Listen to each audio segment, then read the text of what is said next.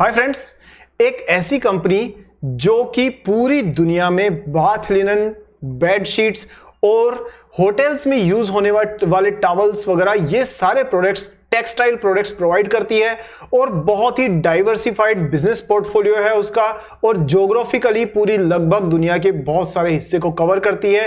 Product ऐसे हैं कि हर रोज काम में आने वाले प्रोडक्ट हैं जिनकी डिमांड हमेशा बनी रहती है।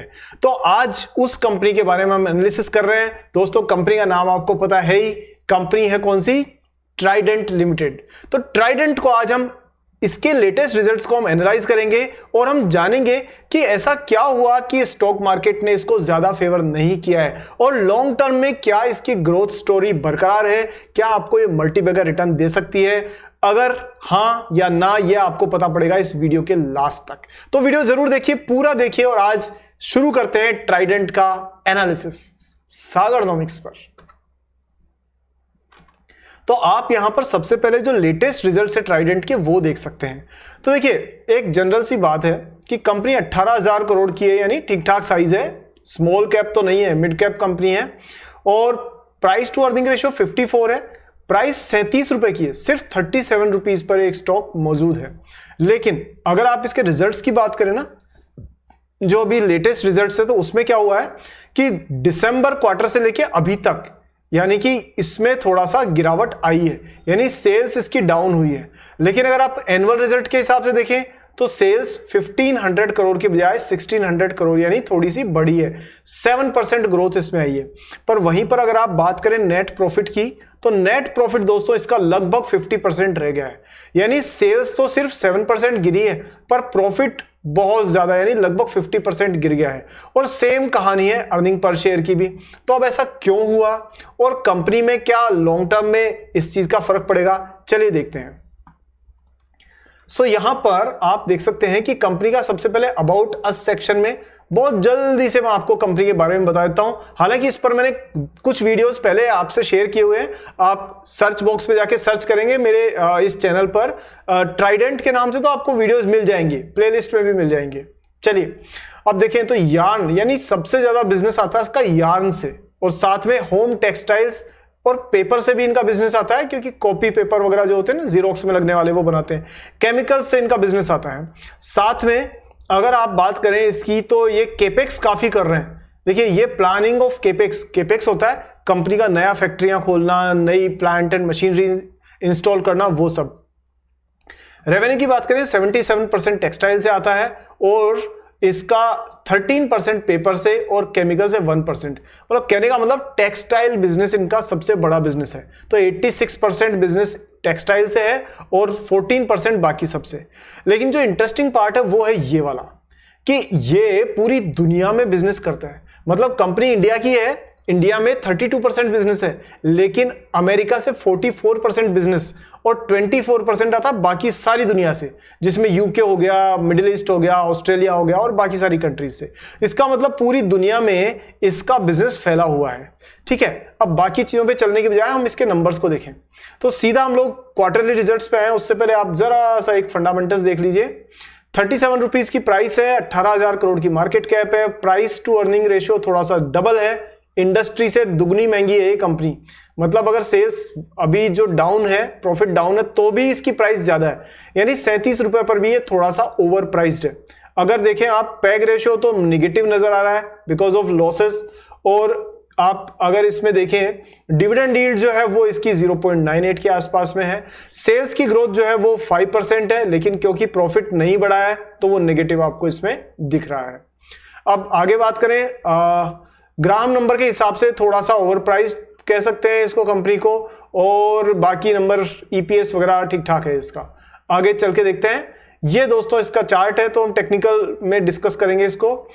ये इसके कॉम्पिटिटर्स है, वर्धमान, अरविंद मिल्स, नितिन स्पिनर्स वगैरह, ये सब, लेकिन सब अलग अलग सेक्टर में काम करते हैं। डायरेक्ट कॉम्पिटिटर्स इसके ऐसे नहीं है, सबकी इंडस्ट्री के सेगमेंट्स अलग अलग हैं। आगे बात करें सेल्स की, तो जैसा हमने देखा कि इस क्वार्टर में इसकी सेल्स क्या हुई है, डाउन। तो 1835 करोड़ के मुकाबले में सेल्स रह गई है 16,100 करोड़। तो सेल्स में साफ तौर पे गिरावट है। प्रॉफिट के मार्जिन में भी गिरावट है, यहां पर प्रॉफिट थोड़ा सा डाउन है। और अब बात करते हैं इसकी जो नेट प्रॉफिट है, तो देखिए नेट प्रॉफिट 109 करोड़ की जगह 59 करोड़ रह गया। अब इसका ना रीजन ढूंढते हैं, तो रीजन भी आपको यही मिल जाएगा, कहीं इसके लिए बाहर जाने की जरूरत नहीं है। तो पता करते हैं कि कहां गड़बड़ हुई है इसके साथ में। तो पहली गड़बड़ तो सेल्स की है कि सेल्स तो कम हुई है, लेकिन यह पक्की बात है कि अगर सेल्स कम हुई है लेकिन प्रॉफिट आधा रह गया तो कुछ तो बढ़ा होगा। तो क्या बढ़ा है वो आपके स्क्रीन पर है। देखिए मटेरियल कॉस्ट जो है, यानी कि अब आपको जो प्रोडक्ट बनाने के लिए क्या चाहिए, एक तो चाहिए मटेरियल और दूसरी चाहिए लेबर। तो दोनों ही में से किसी की कॉस्ट तो बढ़ी होगी। तो किसकी कॉस्ट बढ़ी है आप देख सकते हैं, जो इनका मटेरियल 40% लागत आती थी वो बढ़ के 52% हो गई है, यानी 12% खर्चा इनका बढ़ गया, एक्सपेंसेस बढ़ गए हैं मटेरियल को सोर्स करने में। And it is just because of petroleum prices या बाकी जो इन्फ्लेशन रेट है, इंटरेस्ट रेट है, उन सारी चीजों से ऐसा होता है। मटेरियल की अवेलेबिलिटी प्लस जो मटेरियल इंपोर्ट एक्सपोर्ट के दौरान जो वो हुती टेररिस्ट वगैरह ठक ठक ठक ठक ठक करके गोलीबारी कर रहे हैं, उसकी वजह से भी सप्लाई चेन डिस्ट्रप्शंस हुए एंड देयर में भी in numbers, but point is 12% इनका मटेरियल महंगा हो गया है पहले से। और साथ में आप देखेंगे तो कहां 8-9% के आसपास में इनकी एम्प्लॉय कॉस्ट रहती थी, वो भी बढ़ के 14% हो चुकी है।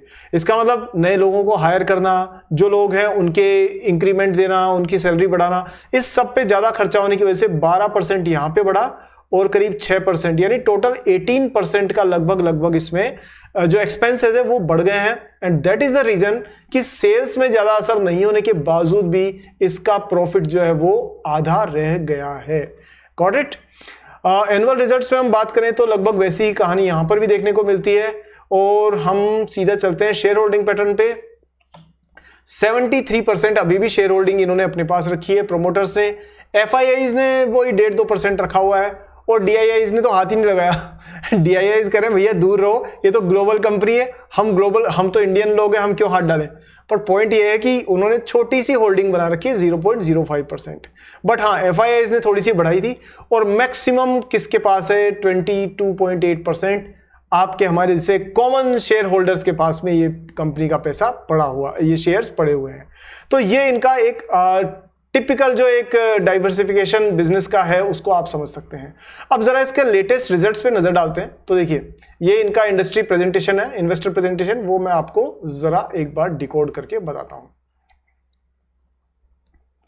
और दोस्तों आप भी अगर एक मेरी तरह से ही या एक तरह से स्टॉक्स को एनालाइज करना सीखना चाहते हैं तो आपके लिए एक अच्छी खबर है। और वो खबर क्या है कि आपके लिए एक स्पेशल गिफ्ट है मेरे पास में, और वो है स्टॉक 30 मिनट्स में कैसे एनालाइज करें। इसका एक छोटा सा 30 मिनट्स का कोर्स है जो आपको मेरी तरफ से फ्री गिफ्ट के तौर पे दिया जा रहा है। डिस्क्रिप्शन में लिंक है, जाके क्लिक कीजिए एंड ज्वाइन करिए, खुद सीखिए ताकि आपको कोई मिसगाइड ना कर पाए। चलिए आगे बात करते हैं हम लोग कंपनी के इन्वेस्टर प्रेजेंटेशन के अंदर। तो यहां देखिए ये दोस्तों इनके प्रोडक्ट्स है, आप देख सकते हैं ये सब बनाते हैं जो होटल्स में यूज होने वाली चीजें हैं वो सब बनाते हैं। ये बाथ लिनन हो गई, टॉवल्स हो गए, बेड शीट्स हैं, ये सब। और ये दोस्तों इनके जो देखिए एक सेकेंड, इनको सारी कंपनी अच्छी लिस्टिंग दी है, इनको बहुत से अवार्ड्स भी मिले हैं, लेकिन धंधा अवार्ड से नहीं, धंधा प्रॉफिट से चलता है। ये दोस्तों इनके एसोसिएशन से यानी इन ग्रुप से ये जुड़े हुए हैं। तो अमेजोन पे अपना माल बेचते हैं, डी मार्ट के अंदर भी इनका माल मिल जाएगा आपको। कभी डी मार्ट जाओ ना तो आप देखिएगा आपको मिल जाएंगे इनके प्रोडक्ट्स। फ्लिपकार्ट वगैरह पे सेल करते हैं। साथ में जैसे ओबेरॉय है, ओबेरॉय होटल्स में आपको इनकी बेडशीट मिल जाएगी। इसी तरह से और जो ग्रुप्स हैं उन सब में भी आपको, वॉलमार्ट पे भी इनका माल जाता है, ताज ग्रुप ऑफ होटल्स में भी इनका माल जाता है। So kind of diversified portfolio है। सारी होटल इंडस्ट्री ग्रो करेगी तो इनका बिजनेस अपने आप ग्रो करेगा। और होटल इंडस्ट्री में ग्रोथ आप साफ तौर पे देख सकते हैं, क्योंकि इंडिया के लोगों ना ट्रैवल करने का बड़ा शौक है हम लोगों को, हमें घूमना फिरना बहुत अच्छा लगता है। मुझे भी लगता है, आपको भी लगता होगा। और जब लोग घूमेंगे फिरेंगे तो वो होटल्स में रुकेंगे तो वहां बाथ टॉवल भी चाहिएगा, बेड शीट भी चाहिएगी, यानी कि ट्राइडेंट के प्रोडक्ट्स की डिमांड बढ़ती रहेगी। ठीक है, बाकी नंबर्स और सारी चीजें तो हम लोग डिस्कस इसमें करेंगे तो काफी लेंथी वीडियो हो जाएगा। सो चलिए हम लोग सीधा चलते हैं इसके टेक्निकल्स पे। सो ये दोस्तों टेक्निकल चार्ट है और यहां आप साफ तौर पे देख सकते हैं कि ये कंपनी ना काफी टाइम से रेंज बाउंड मूवमेंट लेकर के चल रही है। अब आप ये कहेंगे सर रेंज बाउंड मूवमेंट का मतलब, अरे बाबा, ये जो इस लंबी सी लाइन दिख रही है ना आपको, सीधी एक, यानी कि कंपनी के बिजनेस को लेकर के ना पूरा स्टॉक मार्केट असमंजस में है, कंफ्यूज्ड है कि ले नहीं ले क्या करें। तो आप देखें एक रेंज में चल रहे हैं लोग। तो अब इसको किस चीज की जरूरत है? किसका है ये? तुमको इंतजार में हूं ना। तो इंतजार है इनको एक ब्रेकआउट का, और ब्रेकआउट मिलेगा इनको यहां पर, और वो ब्रेकआउट होगा लगभग 45 रुपीज के आसपास में। जिस दिन ये 42 रुपीज को टच करके और आगे निकल गया तो फिर आपको ये 56 रुपीज के आसपास में नजर आ सकता है, क्योंकि इसके आसपास में इसका लॉन्ग टर्म आपको रेजिस्टेंस मिल जाएगा। अगर यहां से गिरता है तो नेक्स्ट जो आपको बाइंग अपॉर्चुनिटी मिलेगी 30 रुपीज के आसपास में मिल सकती है।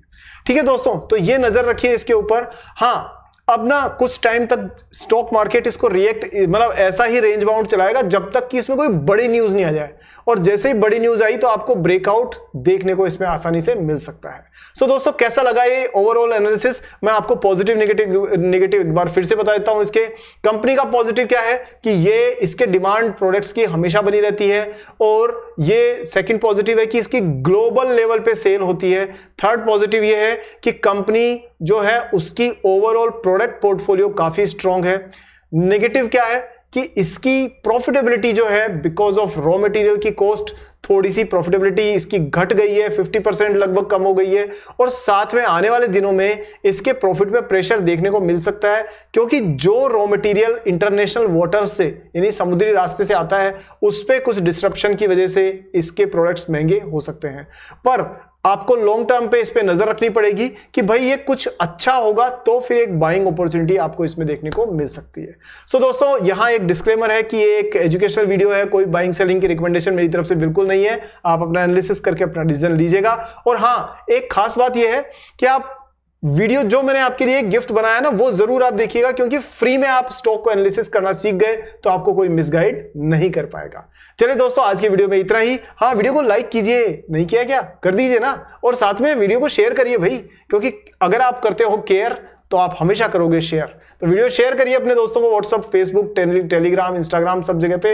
अगले वीडियो में जल्दी मिलते हैं। वीडियो लाइक करने के लिए, चैनल सब्सक्राइब करके बेल आइकन को ऑन करने के लिए, इतने सपोर्ट और इतने सारे फीडबैक के लिए आपका बहुत बहुत धन्यवाद। नेक्स्ट वीडियो में जल्दी मिलते हैं, तब तक happy investing, enjoy your life, and Bharat माता की जय। जय हिंद।